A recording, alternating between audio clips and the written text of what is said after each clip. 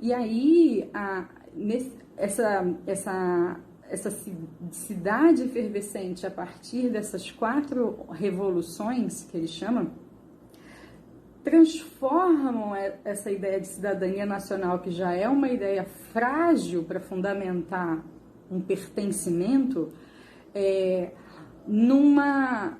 nova noção para ele do que vem a ser uma cidadania forte que garanta efetivamente o acesso a direitos fundamentais. Então ele vai dizer quem é o sujeito da cidade, são os humanos ou são os cidadãos? E ele vai trazer a ideia de David Harvey, que vai falar que o direito à cidade ou o direito à moradia deve ser amparado na ideia dos direitos humanos, ou numa fundamentação de direitos humanos. E o Rolston vai questionar isso, ele vai dizer: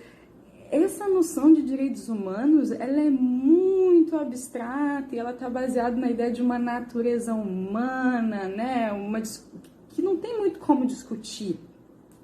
E aí, com isso, essa fundamentação do acesso dos moradores da cidade aos direitos que a cidade oferece, que são esses direitos fundamentais básicos, ficaria fragilizado, segundo o Rolston, né? Porque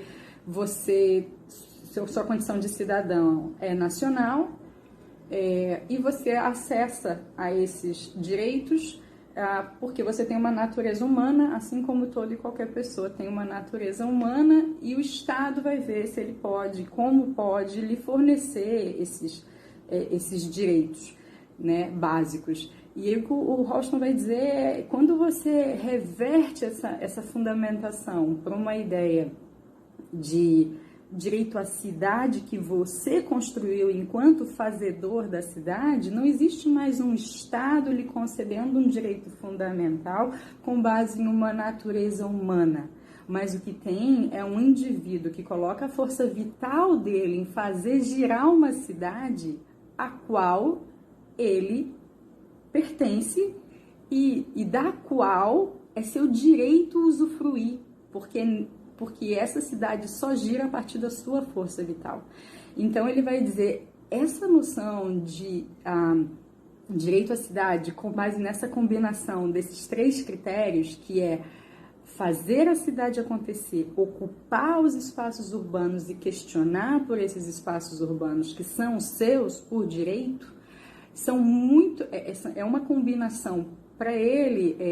pensador, muito mais forte e potente que a combinação, na verdade, que a ideia de direitos humanos, né, de uma natureza humana. E nesse sentido, então, dessa formulação que o Rolston propõe, em contraposição provocativa à formulação de direitos humanos, a cidadania, então, a cidade seria o contexto no qual essa nova formulação fundamentadora do acesso aos direitos surge, e a própria substância em si, porque a cidade em si só existe a partir da organização principalmente desses periféricos. E quando ele diz isso, num momento onde a cidade funciona livremente e onde todas as atividades estão acontecendo, parece um pouco provocador pensar que é a periferia que faz a cidade acontecer. Mas quando a gente entra, então, nesse momento de pandemia, onde a circulação é restrita, onde só o essencial pode circular, então toda essa construção de James Rolston sobre a periferia que faz a cidade acontecer fica evidenciada, né? Quando os jornalistas começam, então, a apresentar quais são essas funções de fazedor da cidade, apresentando o carteiro, apresentando a pessoa que conserta o encanamento da água, o eletricista, o entregador do alimento, enfim, a pessoa que dirige o ônibus e que dirige o metrô, a pessoa que abre portas e fecha portas, edifícios, né? Acende as luzes, apaga as luzes, limpa a cidade, mantém a cidade limpa. Então, essas pessoas são as pessoas que fazem a cidade acontecer, né? São os chamados essenciais. Então, essa é a proposta de reflexão que o Rolston traz,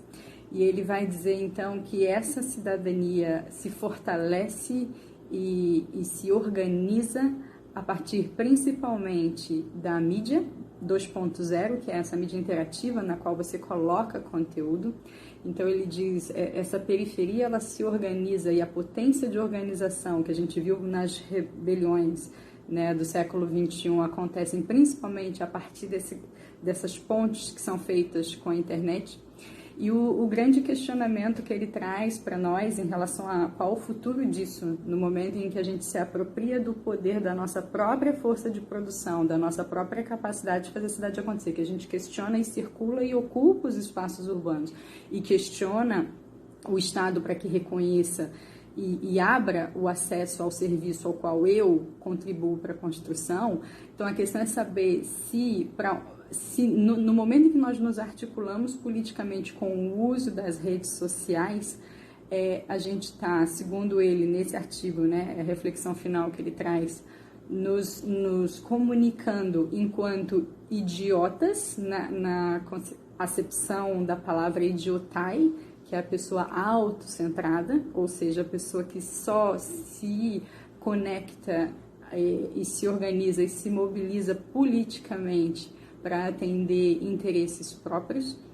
ou se realmente a gente está caminhando no sentido da construção de uma cidadania no sentido pleno, ou seja, a nossa capacidade de organização ela é cada vez mais abrangente de uma visão coletiva, de um bem-estar que abrange uma perspectiva da interdependência dessa comunidade para o funcionamento pleno, né, e feliz dela mesma. Então, é uma reflexão que eu achei bem interessante, porque eu dei aula na UFRJ nesses 2 últimos anos com base nessas leituras, e foi muito interessante porque a gente explorou profundamente essas reflexões que agora a gente está fazendo em meia hora. Então, com essa adversidade que a gente está vivendo, fica muito evidenciada essa ideia dos essenciais e do fazer acontecer a cidade. Então, é uma contribuição para uma reflexão sobre o futuro das políticas públicas, a fundamentação com a qual a gente discute o acesso a essas políticas públicas e a forma forma atual e formas futuras mais eficientes da nossa organização para o acesso a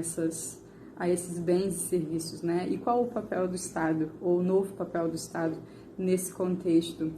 Uma das coisas que o Austin traz é que nessas rebeliões do século XXI, diferentemente das rebeliões do século XVIII, por exemplo,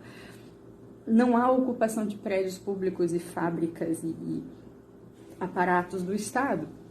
O que a gente vê são pessoas ocupando as ruas, né, que é um sinal de apropriação do que é seu. Então, qual lugar esse Estado vai ocupar a partir do momento que a população atinge uma maturidade de auto-organização, não só de produção do que precisa para sobreviver, como de comunicação e integração para a criação de pactos? Então, qual seria esse novo lugar do Estado? Então, são reflexões que ficam para nós pensarmos o futuro das políticas públicas, da participação popular e das ferramentas de conectividade, de deliberação e decisão dessas políticas. Isso, foi um prazer conversar com vocês e até a próxima. Espero que essa conversa chegue a vocês num bom momento, que estejam todos bem e seguros e saudáveis.